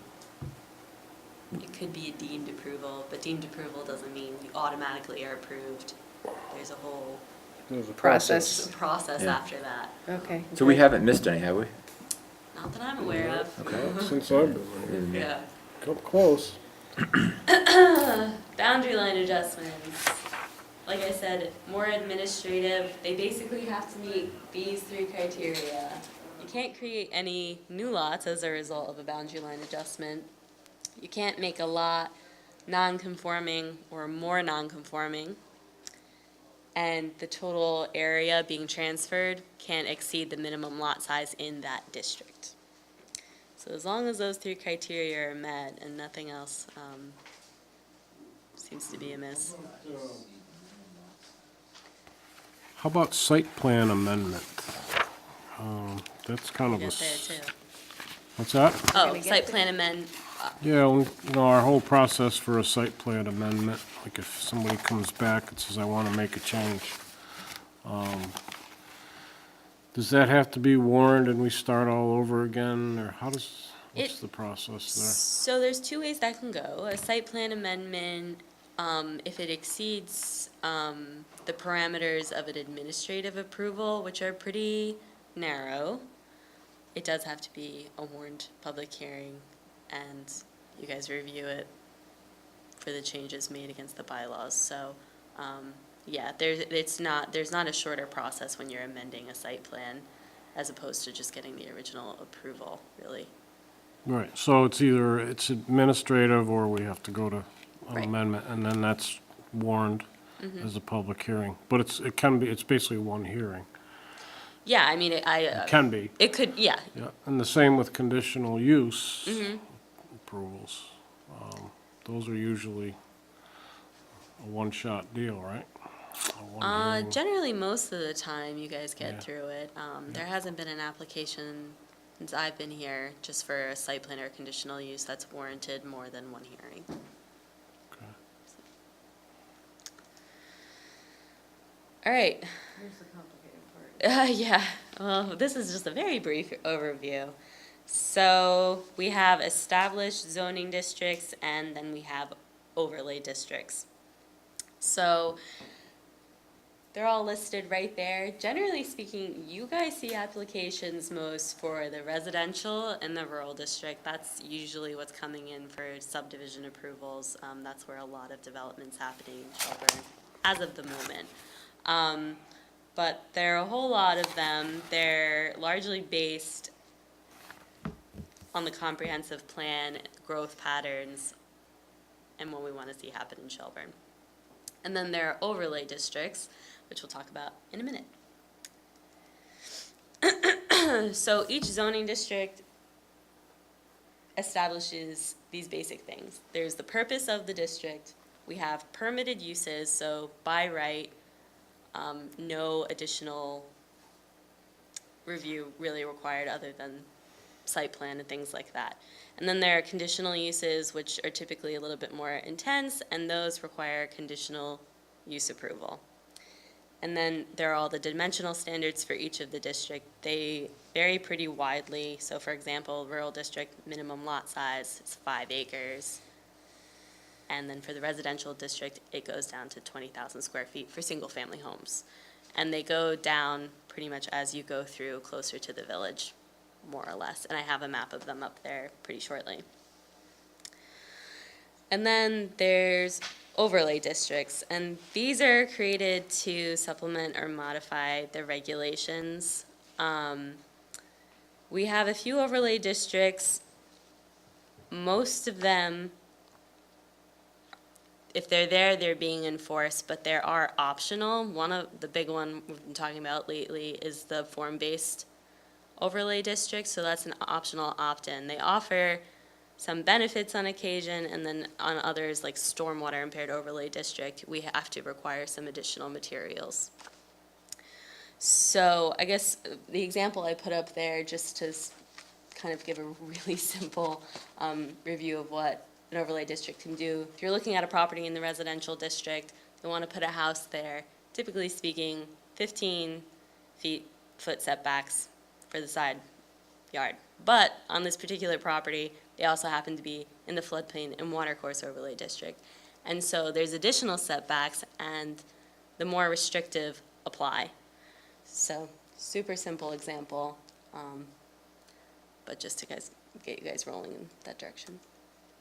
So here's a map of our zoning districts. You can't tell, well, it's not that easy to see. But all the white in here is rural. This color right here and through here is a conservation district, residential, and then working inward to village residential, village center. And then there's commerce and industry south, and there's commerce and industry district, which are two separate ends really. Is there any more discussion about, for example, along Shelburne Road, we had properties that were in two different districts. Mm-hmm. Has there been any discussion about maybe adjusting those so you don't have two different, your piece of property isn't in two different zoning districts? I'm not sure if there's been discussion about adjusting them, but yeah. Greg Shover bought a property that spans 2 districts, and he had actually made the request that resulted in a specific map showing how the boundary would jog to match the property boundaries, and it's just one of those things that got pushed aside because of other priorities. But there is a comprehensive proposal that, at least for the mixed use district, for the mixed use district, would have it match property boundaries. It's just not, it hasn't been warned for hearing. We got wrapped up in one of those with the, I think it was the Days Inn property. Yeah. So this is the map of overlays. They're pretty concentrated along Route 7, as you can see. That blue is floodplain and watercourse, which is a little more, I can't. The Lake Shore on there? Yeah. And then that's our, oops, sorry. There we go.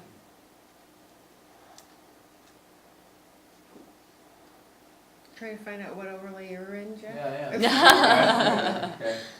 Yeah, McCabe's Brook, which makes sense. And then we have our form-based overlay, which then also establishes, so it's the overlay, but then there are character districts within the overlay. And each of those, we'll get into this at a different point, establishes different regulations around it. All right. Site plan review. So this is Where we spend all our time. where we spend all our time. Yeah, so with the exception of basically single-family houses and duplexes, it's gonna require site plan review. It's a pretty large section of the bylaws. There is a lot of information to work through. There's landscaping, stormwater, lighting, or, no, I think I'm mixing that up. I think it might be a different section. Anyway, so it goes through this whole array of things that you guys do spend a lot of time on. Mark, did you have a question? Oh, okay. So in this section, you are permitted to implement conditions of approval, so long as they're really warranted and kind of found elsewhere. By kind of found elsewhere, you mean the conditions of approval have to be consistent with the bylaws. Exactly, Requirements. much better said. You can't just pull it out of nowhere, like, we'd really like, you know, a place for people to rollerblade, specifically. So, and that approval, if they haven't made substantial moves towards completing it, expires within 2 years. Conditional use approval, so like I said, each of the districts have conditional uses. Each one of those, if it's being established, enlarged, or changed, is gonna require conditional use approval under the bylaws. There's also a section on nonconformities, which kind of kicks over to conditional use approval in certain circumstances. And here we are at nonconformities. So we have nonconforming uses, nonconforming structures, and nonconforming lots. Most of the time, I would say you guys are seeing either the nonconforming structures or nonconforming uses. Reading through the language, there's two that trigger the conditional use approval. So there's a change from one nonconforming use to another nonconforming use. And so you have to weigh whether or not that's gonna have a more significant impact on the property than the existing conditional use. Do that? Change it from one to another? Yeah. Potentially, yes. So I say that, but you know, if it's, you know, if there's one conditional use that says there can be a restaurant and they're changing to a conditional use that says we want to be a dog daycare center, that, depending on the conditional use review, may or may not be feasible if it's not meeting all of the requirements of the conditional use Question section. on non-conforming structures. So say, you know, we had that setback from the lake thing, and if someone built their house and they, you know, are less non-conforming now, in a few years, they want to modify their house, I mean, they gave up that right for the, They did. okay, so that's the So, new, yeah. the new if- non-conforming is now established and you cannot, okay. Right, so it is, if you take it away or it's been discontinued for more than 12 months, you've given up your right to Okay. continue that. Remember that, okay. Are there any general questions about nonconformities? You see them a lot in the Lakeshore overlay. Yeah. All right, Here we go. here we go. Planned unit developments. So I'm not gonna read it verbatim, though I think maybe you should take the time to read it if you had questions about it. So I guess I would just be more wanting to take questions about planned unit developments more than I think they need to be explained. So PUDs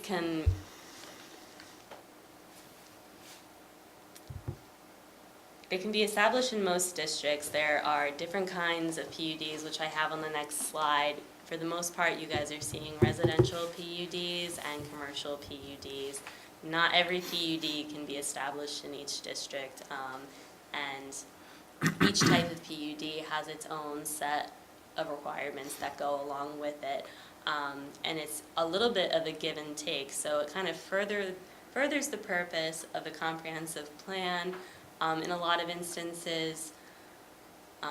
So I guess a good example for Quiniesca is, okay, they have much more of a development capacity, but in exchange for that, they have to meet this open space requirement. 33% of open space is required. So it's the general give and take of that.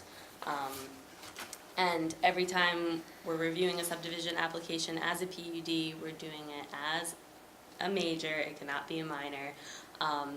And along with the subdivision regulations, we have to go through the PUD regulations and the bylaws. So, That's why the Quiniesca took so long. yeah. And all PUDs require site plan approval. And that's done at preliminary, along with all the other legwork. Any questions on PUDs generally? And those are all the types. There are quite a few. Wow. Yeah, I know. I'm not even sure. Have we done all those types in the past? Have all the types been Mm-hmm. used? Yeah, No? they've often been added because someone needed them. The airport PUD was created specifically to allow the owners of that property to do something they wanted. So at some point, this could all be coming to you guys.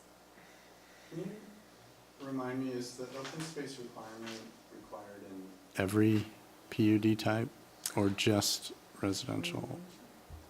I am not completely well-versed in every single one of these PUDs Yeah. to rattle off whether or not it is. I know it's required as residential, Yeah. rural.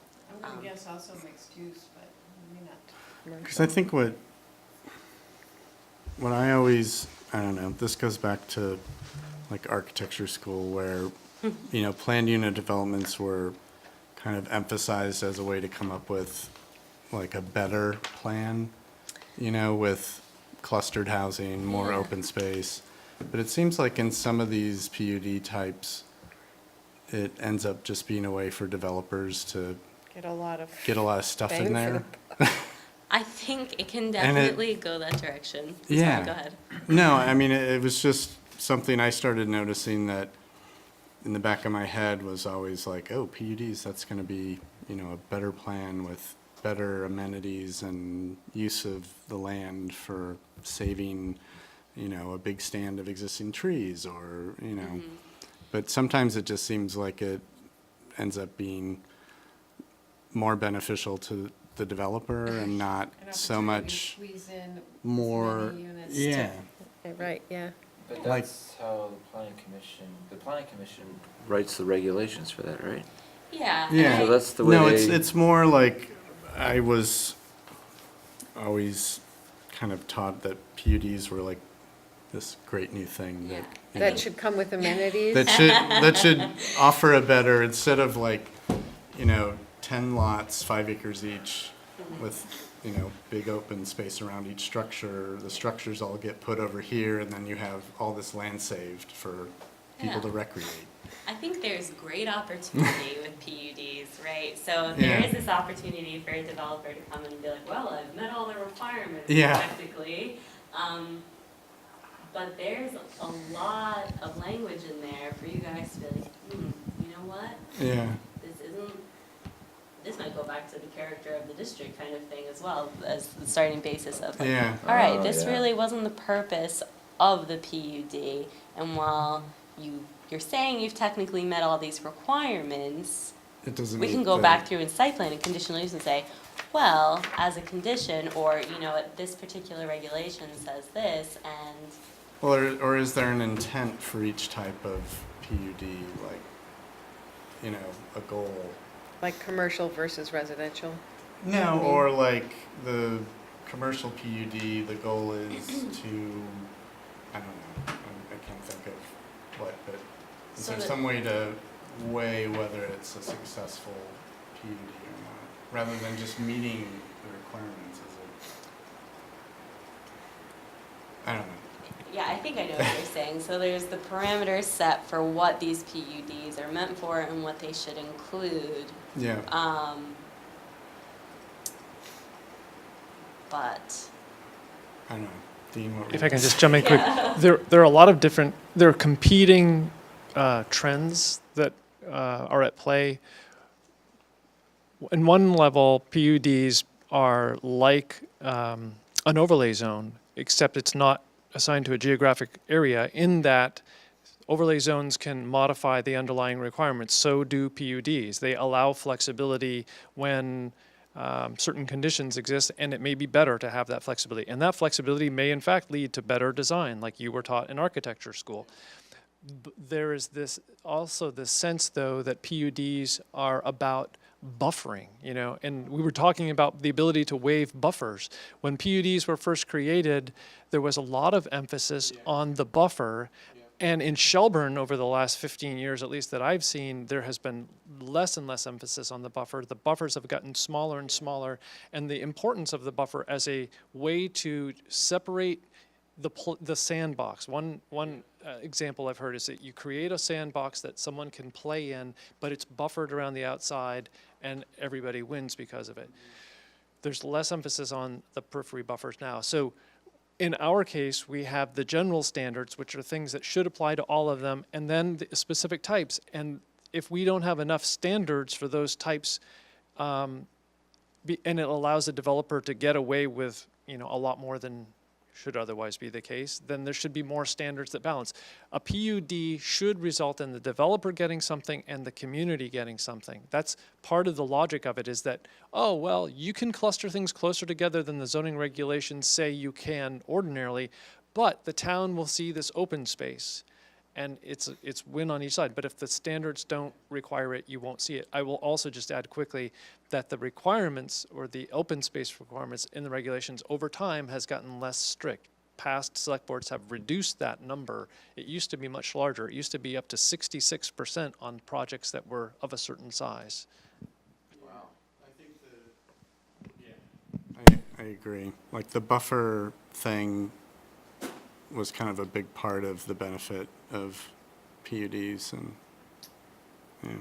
Another slide? sure do. Variances.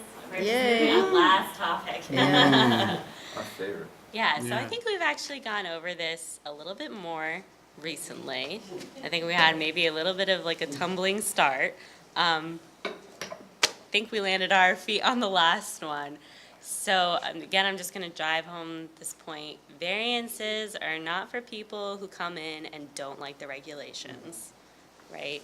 It's for people who have met all of these requirements, and what it basically comes down to is their lot hasn't been reasonably developed. So this idea of, oh, you know what, I really want a variance to put my shed on my property line because I don't want to look at it, I want my neighbor to, is not grounds to grant a variance. And I think a lot of people come in with that perception. I'm not gathering that you guys think it's that.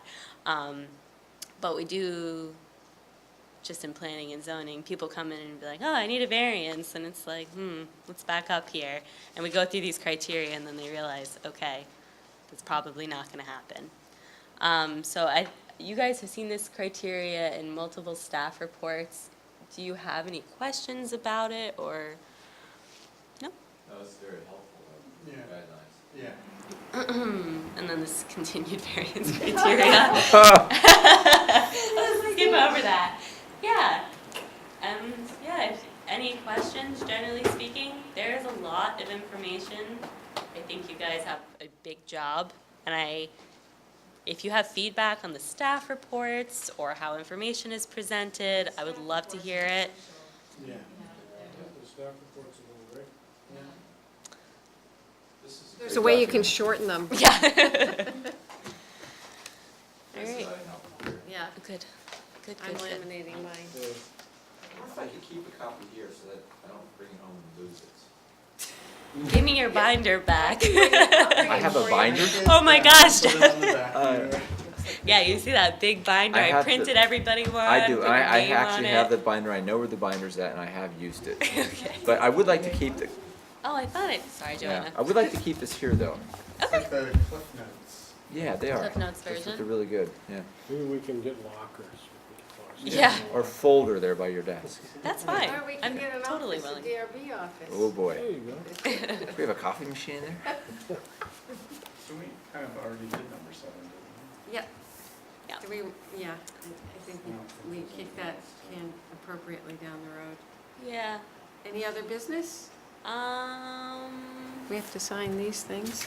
No, I think I'll leave that planning commission item as, well, here's what I'm gonna leave it with. One of our CBC goals was to communicate effectively with other boards, especially the planning commission. The relationship you have with them and that they have with you is important, right? So they write them, you enforce them. There shouldn't be a disconnect. You shouldn't feel like you can't have an open conversation with them. But there are, I think you guys are aware, these lines of what your job is and what their job is. And so we just have to be careful not to cross them. I don't think we've gone there, but it's always good to talk about it again.